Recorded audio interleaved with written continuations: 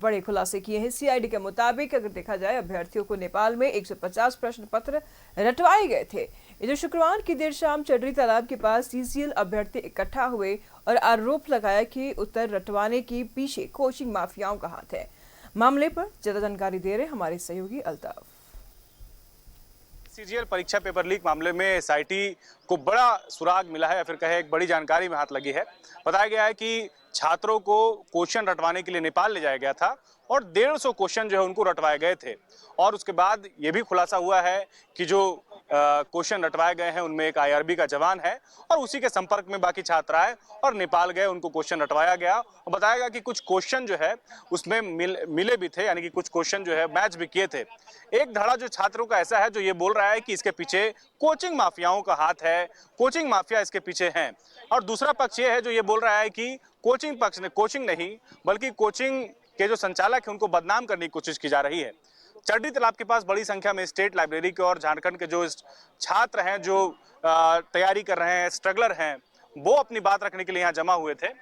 क्या आप बोल रहे हैं कि कल जिस तरीके से एक पक्ष आया छात्रों का, वो बोल रहा है कि ये सब में कोचिंग संचालक का हाथ है?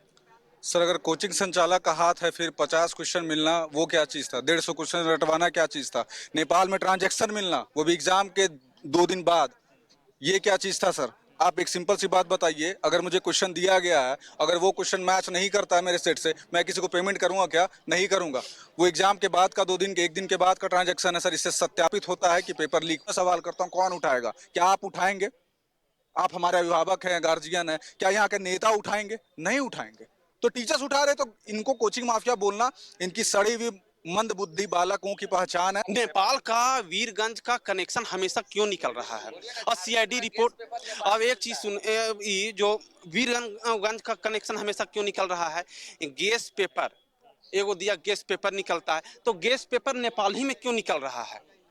गैस पेपर वो नहीं था, वो same to same question paper था। पे कट ऑफ बन रहा है तो 20% ही तो हमको सिलेक्शन के लिए मार्क्स चाहिए होता है। आपको 75 क्वेश्चन मिल रहा है और 75 क्वेश्चन उसमें से भी रिपीटेड क्वेश्चन में है, तो आपको तो सिर्फ हिंट चाहिए होता है। 21 तारीख को नेट बंद हुआ था 5 बजे और 22 तारीख को नेट बंद हुआ था 2-2:30 बजे के लमसम में। मतलब इससे 21 तारीख, इससे जो एजेंसी है, नहीं जो मतलब जो परीक्षा कंट्रोलर है, चाहे जो भी है, उनको पता था कि पेपर लीक हो गया है, दबाया कैसे जाए। 5 बजे पेपर में दिया, 5 बजे नेट बंद है, तो हम लोग का परीक्षा था, तो हम लोग 2:30 बजे उठे, देखे नेटे बंद है। हमको तो लगा कि टाइम बंद कर देंगे।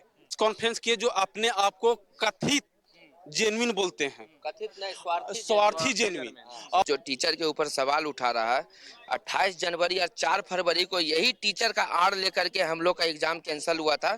उस समय जिस समय धांधली हुआ था, आज उस टीचर के ऊपर इन लोग को सवाल उठाने का किसी भी तरह का औचित्य नहीं बनता है। किस माध्यम से ये लोग उसके ऊपर सवाल उठा रहा है? वो लोग तो हमेशा अन्याय के खिलाफ लड़ा है। दो पक्ष में आपको नजर आ, 2 गुटों में बटे हुए नजर आ रहे हैं। इंतजार कीजिए कि कोर्ट के बाद जांच में और क्या कुछ सामने आता है। अपने सहयोगी मानस के साथ न्यूज़ 11 भारत के लिए अल्ताफ सिद्दीकी।